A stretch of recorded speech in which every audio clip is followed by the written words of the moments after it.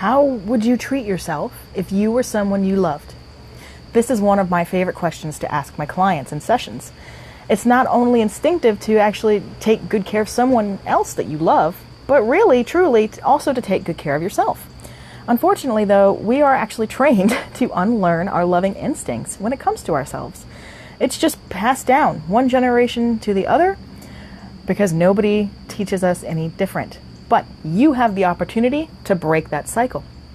Many people are unaware of how they treat themselves, actually, and they spend their lives angry about the kind of care that they received as children, but then end up giving themselves the very same kind of care, which I know from personal experience, as I'm sure you do now by now as well, that this simply isn't the way to live, continuing that cycle.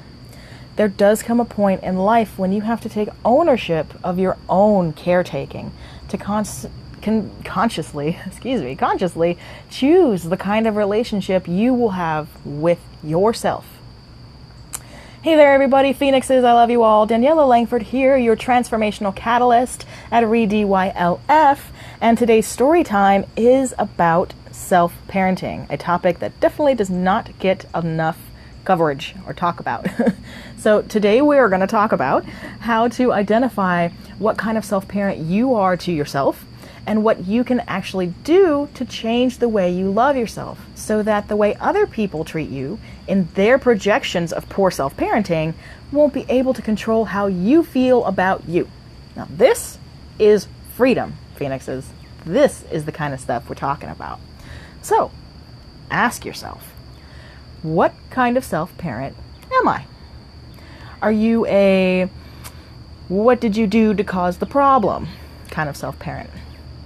This inner parent is always there to inform you why you were to blame for whatever bad thing happened and whatever pain you feel. It's your fault. If you fall down and skin your knee, it's because you were running too fast. All right? You constantly beat yourself up like that. How about the see it from the other guy's perspective kind of self-parent? This inner parent is very good at reminding you why the person who hurt you had a good reason for doing so. Why should you, and why therefore you should understand their side, right? The man you love broke up with you. Certainly you should empathize with why he would want to leave his options open and not settle down. Ultimately, he was right to disappoint you. I'm not buying that shit. God, that's a terrible one. How about the, what are you going to do to fix it?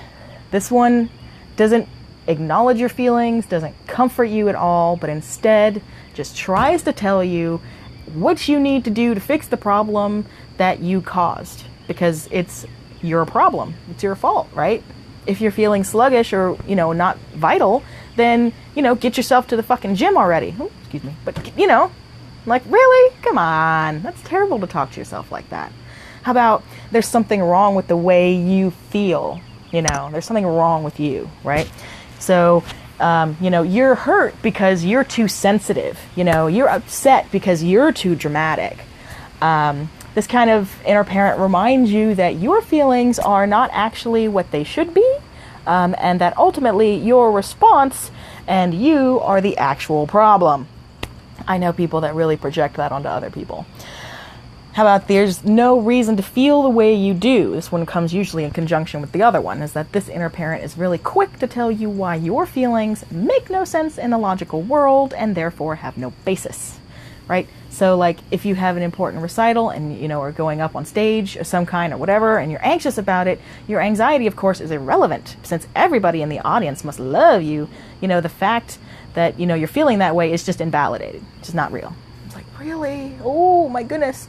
And the last, but certainly not least, the mammy jammy of them all is the I'm not interested self-parent. Ugh.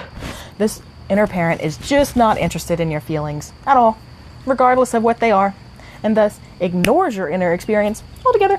Couldn't give a shit. The message is that you are not important enough to acknowledge, much less comfort.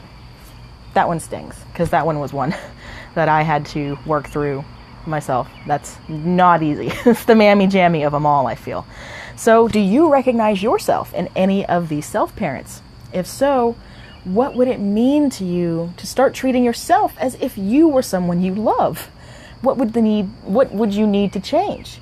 Now, while it might seem ridiculous to that inner ego mind to suggest that we need instruction for how to properly care for ourselves, but really, due to the societal circumstances, we actually do. So, to create a new system, you must actually become aware of the system that's already in place. So, what do you say to yourself on the inside when you're feeling down, in need of support or consolation, feeling hurt, or just not at the top of your game? Listen to the words and the tone that you take with yourself. Imagine saying these things, using that tone with somebody that you love. Imagine how that would make them feel. Well, you're making yourself feel that way, right? So what do you do about it then? I get the question all the time. You have to consciously, actively begin a practice of self-care. Simple as that, really. You decide to be that good parent who is automatically on your side without you having to defend yourself or prove why you deserve that love and support. Be that friend who assumes that the way you experienced it was the way that it happened, who takes your goodness to be a given, not guilty until proven innocent, right? Be that big brother who, when you got bullied on the playground, leads off by asking the question, all right, what did they do to make you feel bad? What did they do, right? Big brother. Be all of these things for you. So throughout this recalibration of yourself, I have to say that the word no, as scary as that is, must become a strong presence in your internal life. Now, I feel a lot of resistance to this because, you don't want to hear no, right? But literally no. No, I will not discredit my own feelings, talk to myself as if I don't matter, shame myself for what I am feeling, or reject or ignore myself when I'm upset, or no, I will not put myself last. That's a huge one. But then so too, the word yes is equally important. And in that yes, I will treat myself with the same kindness that I offer to those I love, no matter what. In life, the person you're going to spend most of your time with is you. So, you're always in your own company. You can't get away from you, no matter how hard you try, right? You can't. And some of us try really hard, but you can't do it. So why not keep company with someone who loves you as opposed to someone who doesn't particularly like you, or worse, hates you and hates your own self? That makes you feel terrible. So even the smallest degree of proper self-care and parenting, you will start to notice that you feel more relaxed, more loved, and that you are more trusting and happier, and you feel more alive, right? Proper self-parenting is like watering a seed. You are that seed, and with proper attention and care, you too will bloom. It's summer. This is the perfect time for this, right? So now the question is, are you willing to do what it takes to develop the discipline, the self-awareness, and that depth of love and compassion you need to truly be free?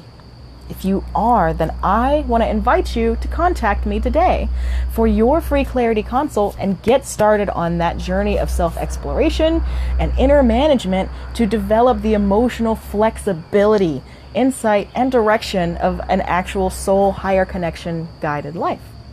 So thank you for being here and taking those first steps to redesigning your own experience, and then in turn redesigning your whole life forever. This is Daniela, and I have been sharing my tips to self-parenting with you. I hope you all have an amazing day. I will talk to you soon.